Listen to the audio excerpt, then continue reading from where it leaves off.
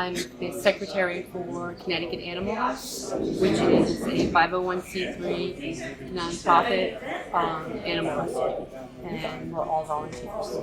We're here because Bathe and Holmgren Subaru decided to raise money for our nonprofit, which we go into the shelters and pick the animals who are the worst of the worst, and we provide medical and behavioral training for those animals who are potentially going to be euthanized. We get them the medical help that they need, then foster them, and then get them adopted. And so without the funds that the Bathe to Save organization and Holmgren's helped with, it wouldn't be possible for us to do that. It went awesome. It was probably one of the best events that we've been at this year. I mean, people were great. We had a good response to people getting to see animals that we have in our organization. We were only able to bring one of our dogs because we had another event that was pit bull awareness, because it's National Pit Bull Awareness Month as well. But we were able to show people our dogs because we had pictures of them. And we got a lot of response on our dogs just from people here, and it was really great. And really, like I said, it was like an awesome event. I mean, just to see the community come out and support, and just the support that we got from the Amos family was great. You know, like you couldn't ask for a better family. They were like really fun to work with. Oh my God, they're like crazy. They're like little CEOs. Like I wouldn't want to work for them. They're just like so organized. I would like be fired because they're so professional. You know, I don't know how they do it. I mean, they just had like they knew what they were doing. You know, they had it down. Like when I brought my dog over to be washed, they were like they knew his name. They knew, you know, they were great. I mean, I didn't even see like one dog. I mean, working with rescue dogs, you know, like you can have like fights right away, like nose to nose contact or whatever. And they knew how to keep those dogs from having an altercation, which was great. I mean, I didn't hear of any bites or anything, which is really great. They all have infectious personalities. You can't help but smile when you're around them, their mom, their dad. I mean, and even the Holmgrens themselves, they kept coming around to everybody, making sure that, you know, we had everything we needed. And at most events, you don't get that, you know, so it was really great. It has a big impact. No matter how much money we raise, it makes a difference between being able to pull an animal and not pull an animal, or to stay an animal, or get the medical help that they need. So any amount that we raise is $1 more than we had the day before. If an animal isn't pulled when they need medical attention, the local shelters, or the pounds, so to speak, that people call them, they don't have the funds available, so the animals usually don't get the medical attention that they need. So usually those are the first animals to be euthanized or neglected when people come in to look at them. So what we try to do is if an animal comes in with a tumor or hit by a car, we get them the medical assistance that they need. And then usually those dogs can be adopted because there's nothing wrong with them. It's just they need a little TLC. And people don't want to put the money into them. But if we do, then, you know, it's like you have a perfect dog, you know? It's like my little dog that I was riding around with.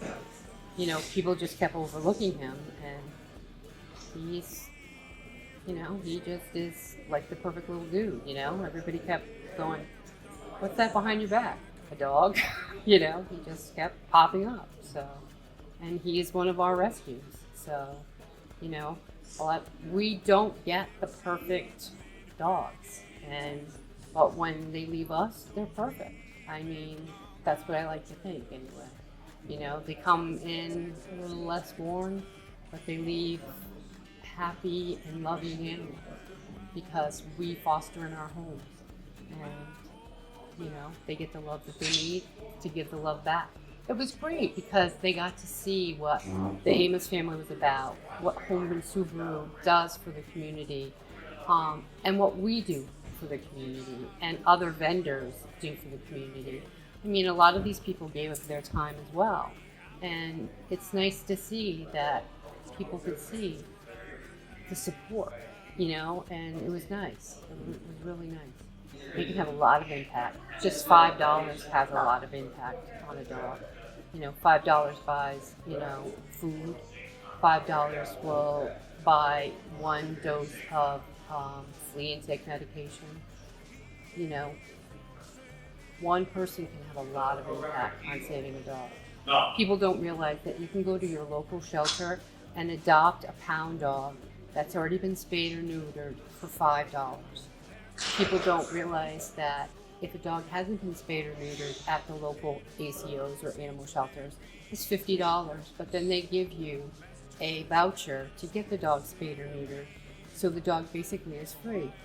And you can get dogs that are AKC breeds.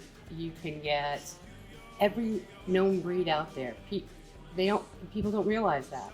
Like dog breed of the day could be a Labrador Retriever, and tomorrow you're going to find it in shelter because somebody decided that I want a poodle today. So there's every breed out there. You just have to look on things like Pet Finder or Adopt a Pet, and you can find what you want.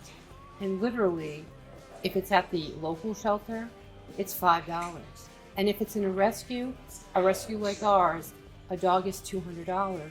But that dog that we charge $200 for, we've probably put upwards of $5,000, maybe $1,000 into because it's needed surgery or some kind of vetting.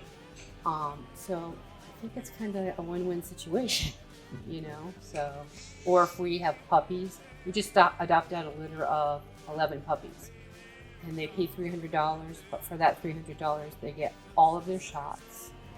They get full spay and neutering when it comes time.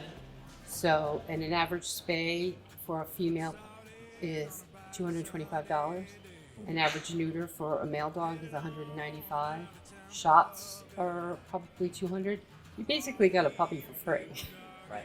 But people don't realize that. They just see $300 for a dog. It's like, hello? How are you going to feed the dog if you're worried about how much you're going to... But they'll go and pay $1,000 because it came from a breeder. Mm-hmm. But these were lab puppies. It's just somebody turned in their pregnant lab. It makes a big difference when someone rescues a dog versus shopping for a dog. Because shopping for a dog, people spend money, and then it usually ends up in the shelter, and then the shelters become overcrowded, and it just becomes a never-ending cycle. Where if they would just adopt, like in California, has a law that all dogs have to come from shelters in pet stores. You can't buy a dog that isn't from a rescue. There's nothing wrong with a shelter dog. It's like, it's not like buying something used. It's most of the time they're already trained. They're so much better. It's like when you go and buy a new car, a lot of times people go, I'm going to buy used because it's already broken in, I can afford it, and it's, I don't know, maybe that's the wrong analogy to use, but there's nothing wrong with a dog that's in a shelter. I get like kind of a little crazy when people go, I'm not going to get a shelter dog, It's like, they're perfectly fine, And if the community would stop and see that, it's, and I think through events like this, it's like, oh, look at, like when they go around and people start to see that, oh, look at, like when Izzy got adopted on Saturday, it was like, oh my God, everybody's going, oh my God, look at that cute dog. And it was like, yeah, this is what you get, cute dogs. Because a lot of times when the dogs are in the shelter, they get like this, they get all like tensed up. And when you take a dog out of the shelter and after like a decompression period, they bloom. They just bloom. And it's it's like taking a foster child and putting them in an adoptive family, and they know that they're there forever. A dog, it's the same thing. I mean, they open their eyes, they have a place to run. It's, I don't know, I think when you see their eyes and you just know that they're home, it's the best feeling to see that, you know?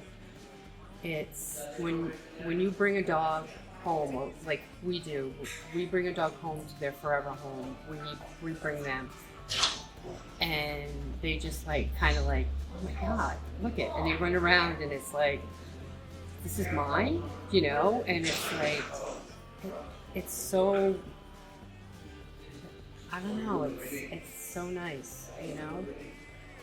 You get this like warm feeling in your heart, you know.